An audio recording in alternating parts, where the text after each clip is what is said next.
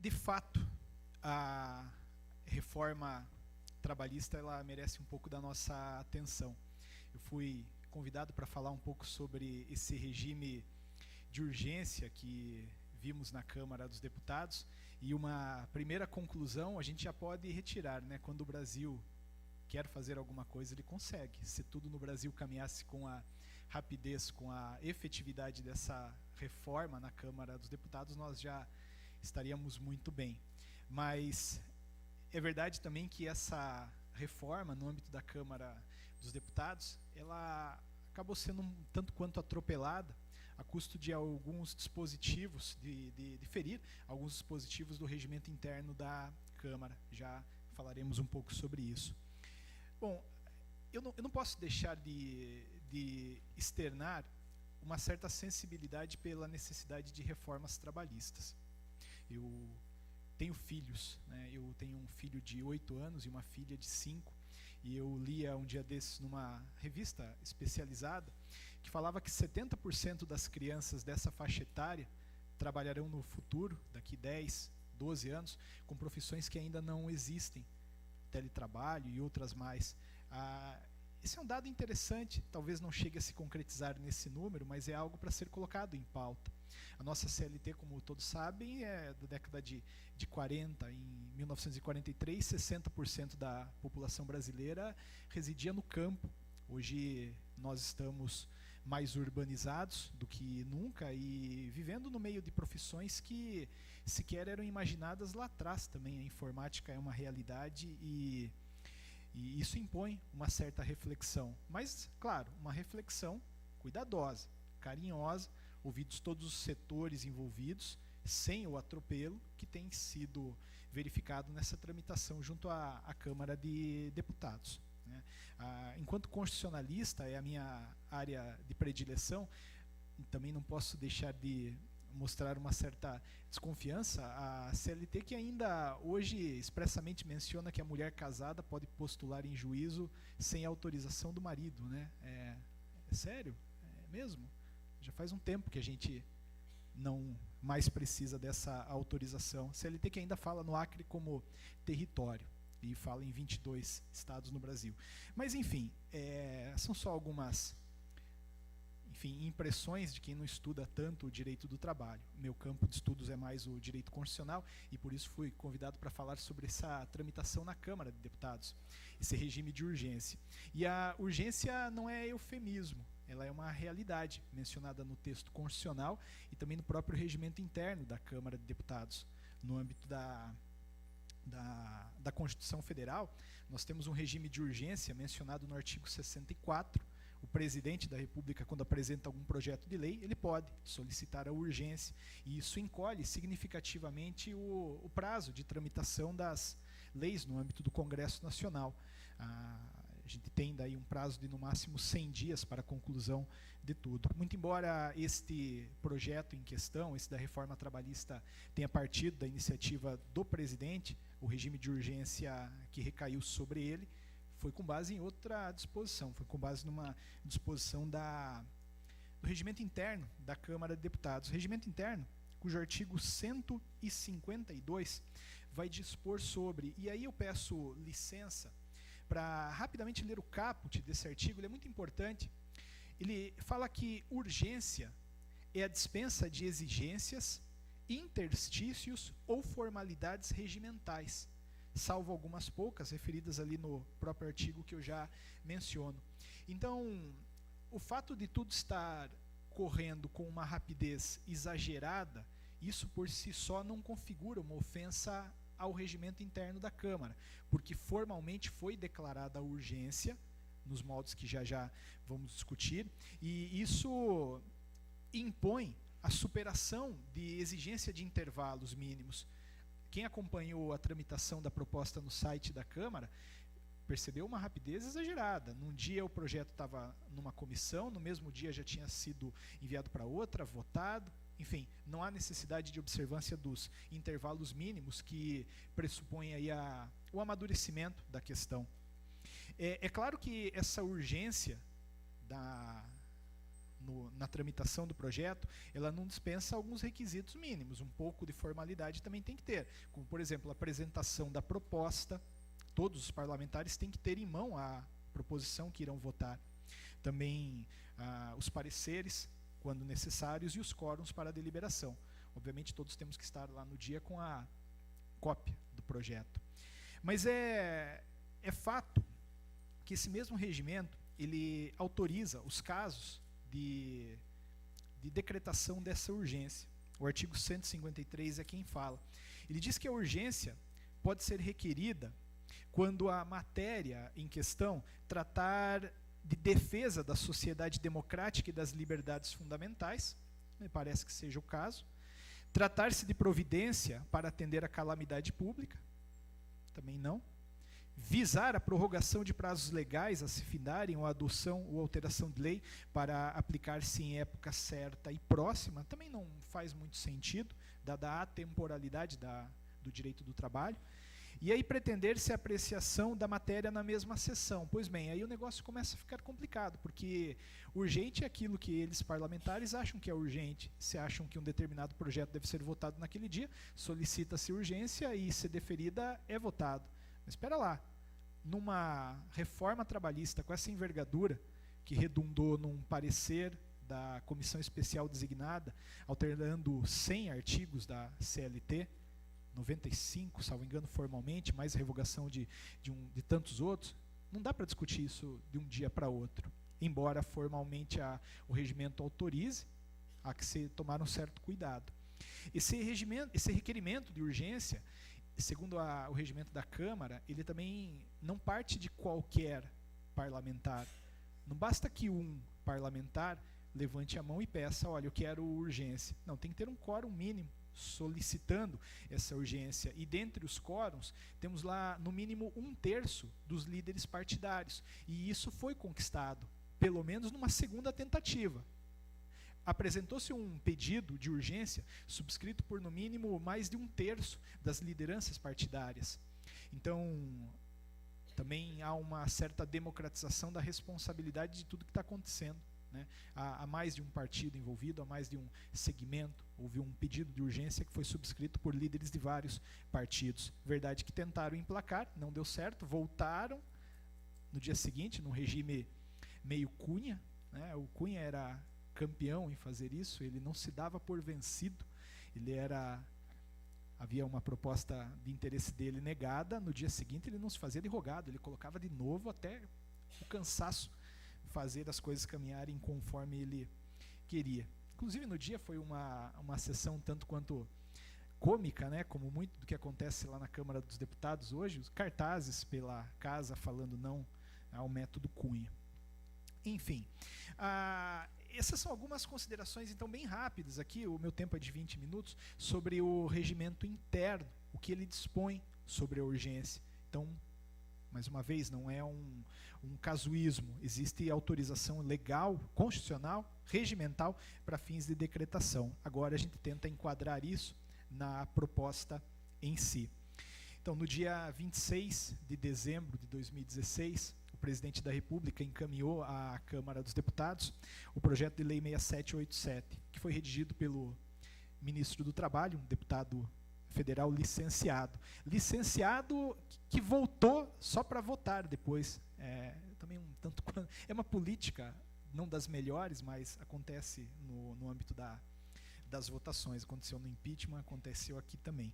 Essa proposta, como vocês conhecem até melhor do que eu, ela versava sobre a mudança de poucos artigos na Constituição, aliás, na CLT. Artigo 47, mudava o valor da multa para aquelas empresas que não registram os empregados, criava também uma multa ali para não apresentação de documentos necessários, trabalho em regime de tempo parcial, enfim, poucas coisas foram disciplinadas nesse projeto.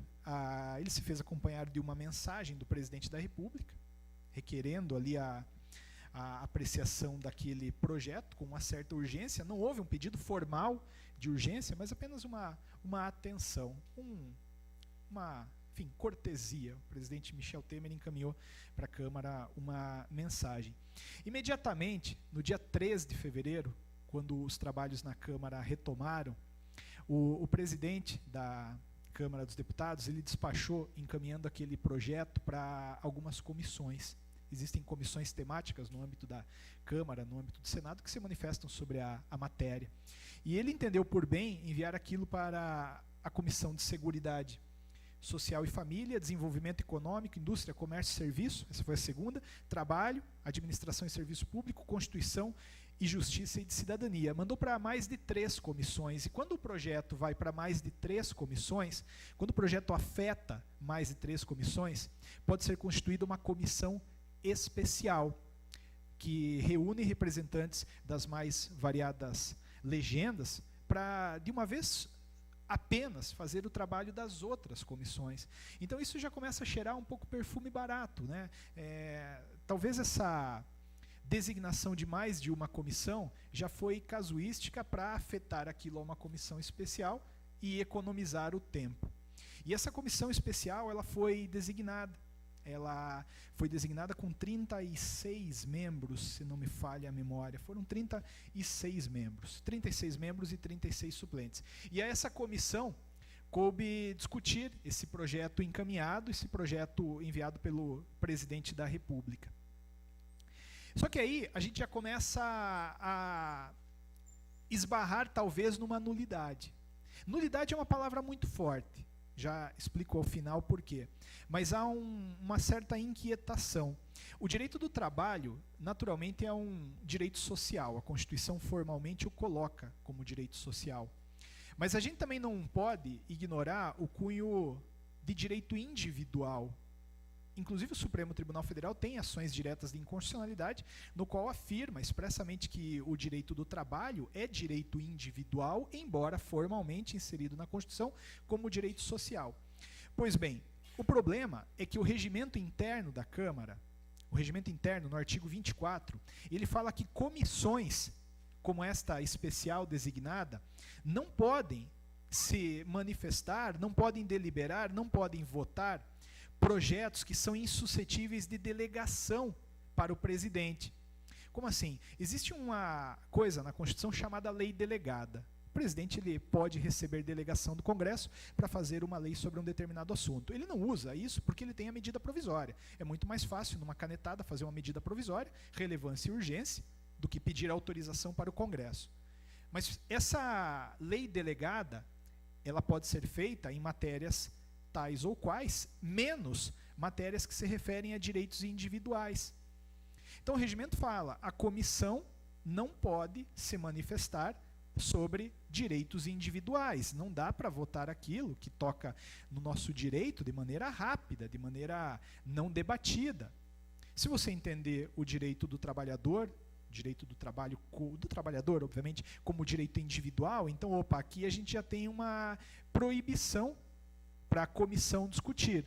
Esse ponto, contudo, passou um tanto quanto despercebido. Eu não vi, nem fiquei sabendo de mandado de segurança ou coisa parecida, discutindo esse ponto no âmbito do Supremo. E também, parênteses, mesmo que houvesse, a decisão do Supremo talvez não fosse tão, enfim, adequada dentro do que talvez se espera. Mas, noves fora, tirando essa nulidade, essa comissão, ela fez, de certa maneira, o trabalho dela. Em 2 meses, ela fez 17 audiências públicas, mais de 50 pessoas foram ouvidas, 50 pessoas representantes dos mais variados segmentos, TST, Procurador-Geral do Trabalho, OAB, advogados, estudiosos, economistas, enfim, várias pessoas foram ouvidas no âmbito da comissão. Se ouvidas mesmo, não sei, né? Ao menos falaram, se os parlamentares prestaram atenção ou relevaram aquilo, aí é outra discussão. Mas aí, esgotado o prazo regimental para a comissão emitir o seu parecer, ao final ela tinha que emitir um parecer, foram apresentadas 850 emendas ao projeto. 850 emendas. Um horror. Parlamentares pedindo anexação de projetos, emendas mandando colocar, retirar, mudar. Então, perceba que a situação ela é muito mais do que 100 artigos do parecer. Houve discussão intensa, não é a palavra, houve discussão muito ampla de artigos outros da Constituição. E essa comissão especial, ao final, ela apresentou o projeto versando sobre a CLT, 95 artigos, interferindo em mais 17 para fins revogatórios.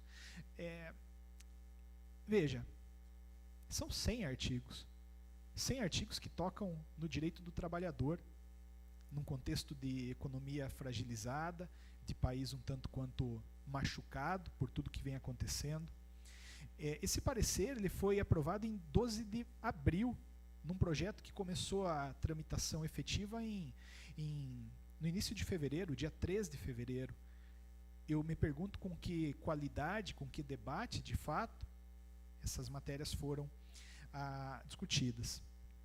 Enfim, sentia o governo, e eu já começo a me encaminhar aqui para os minhas considerações finais, sentia o governo que a coisa não ia acontecer do jeito que esperava, não no tempo que esperava. E aí, no dia 18 de abril, foi apresentado um pedido de urgência, apreciação urgente daquilo. De fato, o pedido foi subscrito por mais de 1/3 das lideranças partidárias, havia autorizador para tal. Só que naquele dia 18 de abril, o pedido foi rejeitado em plenário. E foi rejeitado com uma margem grande. 230 rejeitaram, 163 acabaram votando em sentido contrário. Então, 230 não deram a urgência. O projeto, então, tramitaria tendo que observar os prazos da Câmara. Mas aí, não contente, o nosso presidente da Câmara de Deputados, no dia seguinte, reapresentou o pedido de urgência.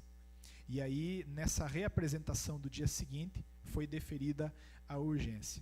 Como conseguiram votar ou mudar a opção de 60 parlamentares, que foi 70 parlamentares praticamente, que foi a margem, eu me pergunto até agora. Se a gente procurar na internet, a gente até acha alguns que foram brindados, talvez com um cargo ou outro, mas, enfim, assim caminha a mediocridade. É o método Cunha que foi apelidado, essa tendência de recolocar as coisas em pauta. E aí, decretada essa urgência, o negócio voou. Mas aqui, a gente tem uma ofensa também relevante ao regimento interno da Câmara. Porque o regimento interno da Câmara, no artigo 164, fala assim, presidente da Câmara ou de comissão, de ofício ou mediante provocação de qualquer deputado, declarará prejudicada a matéria pendente de deliberação em virtude de pré-julgamento plenário ou comissão em outra deliberação. Ou seja, se a gente já votou aquilo lá, não dá para votar de novo. Não poderiam ter votado de novo. Já tinham dito no dia antes, não, obrigado, a gente não quer urgência. Mas reapresentaram e deram a urgência, declararam a urgência, passaram por cima do regimento. Você me pergunta, tá, Antônio, mas não tem alguma nulidade? É uma palavra muito forte, tem uma irregularidade. Tem uma irregularidade que, inclusive, foi suscitada em mandado de segurança no Supremo Tribunal Federal. Fato é que, após a conclusão do parecer, e aqui vem um dado que é no mínimo curioso, né? Após essa urgência, o relator apresentou um projeto consolidado, substitutivo, tendo lá todos os artigos citados, e aí abriu-se o prazo para mais emendas, é o regimento. E aí, em relação a esse projeto substitutivo, foram apresentadas 450 emendas ao projeto, 457 emendas. Elas foram apresentadas no dia 24 de abril, e no dia 25, às 10 horas da manhã, o relator apresentou um parecer já consolidado. E aí eu me pergunto, nossa, né? É uma agilidade. Precisamos de mais pessoas como esta no Brasil. Porque apreciar 457 emendas do fim de um dia para outro e dar um parecer de 164 páginas, olha, eu voto nessa pessoa. Meu voto é dele. Muito eficiente. Isso foi no dia 25, consolidou-se o relatório, e aí, no dia 26, foi aquela votação no âmbito da Câmara. E para fins de já encerrar aqui, meus 20 minutos já chegaram, na votação do dia 26, para engordar a base aliada, o Temer exonerou 4 ministros, que eram deputados, para que eles fossem, saiu a portaria, fui lá, votei, no final da votação foi novamente nomeado ministro. Veja, não é ilegal nem inconstitucional fazer isso, mas não é certo.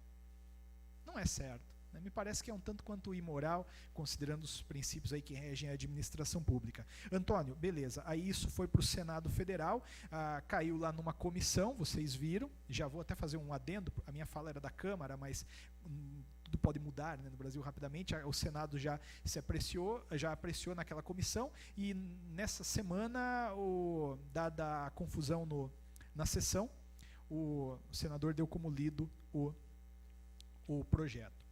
Enfim, moral da história, para concluir. Tem nulidade? Tem irregularidade? Tem, claro que tem. O regimento ele não foi observado. Não foi observado em ao menos 2 pontos, e um ponto, para dizer o mínimo, é imoral. Mas alguém poderia discutir essa irregularidade no âmbito do Supremo? Sim, em razão da inafastabilidade do judiciário, mas pouco daria. Inclusive, um parlamentar, ele impetrou o mandado de segurança quando o projeto foi recolocado em votação de urgência. E o Supremo decidiu do jeito que ele sempre decide em circunstâncias como esta. A matéria é interna corporis, não cabe ao judiciário interferir. Embora, no mandado de segurança, ele tenha dito, apesar da irregularidade, não pode o Supremo Tribunal Federal entrar nesse mérito. Eu tomo a liberdade aqui só para ler a frase do Supremo. Não custa rememorar por oportuno que a correção de desvios regimentais, citou aquilo como desvio regimental, por refletir tema subsumível à noção de atos interna corporis, refoge ao âmbito de controle judicial, como tem decidido esta Suprema Corte. Então, assim, infelizmente, no âmbito da tramitação, neste instante, não há muito o que fazer, mas a gente pode, sim, fazer coro à ilegalidade, ou melhor, à irregularidade. A Câmara atropelou o regimento, mas isso não vem ao encontro do judiciário. Eu concluo dizendo que, aos olhos do Supremo Tribunal Federal, a Câmara dos Deputados, assim como o Senado, é como Las Vegas, né? O que acontece lá, fica lá, infelizmente. Para azar, talvez, do direito do trabalho, assim é. Eu agradeço a oportunidade de dividir com vocês essas impressões e devolvo a palavra ao presidente da mesa. Muito obrigado. Doutor Antônio Kozikowski, quando nós lemos no relatório de uma comissão uma sugestão de veto ao poder sancionador, qual a sua visão isso a respeito da repartição dos poderes? Isso é uma artimanha jurídica? Isso é constitucional? Isso faz parte do jogo de enfiar goela abaixo, um desejo governamental? O senhor poderia colocar a respeito disso, por favor?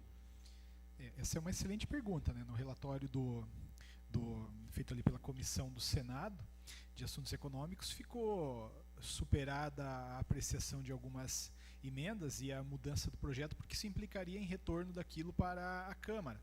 Quer dizer, se o Senado acrescentasse coisas não debatidas na Câmara ao projeto, por força da lógica do processo legislativo, que ele teria que voltar para a Câmara, e isso atrapalharia o intuito do governo de ver aquilo aprovado com a maior brevidade possível. E aí veio essa sugestão de, olha, eu não vou mudar, mas fica sugerido o veto. De fato, não me parece que seja uma sugestão cabível dentro do jogo, né? Dentro da independência dos poderes, da harmonia entre eles. Acho que a gente não vai a tanto. O veto, assim como a sanção, é um ato privativo do presidente. É um ato que cabe a ele decidir, e não cabe o Senado, de forma alguma, fazer qualquer sugestão de veto. O Senado ou a Câmara.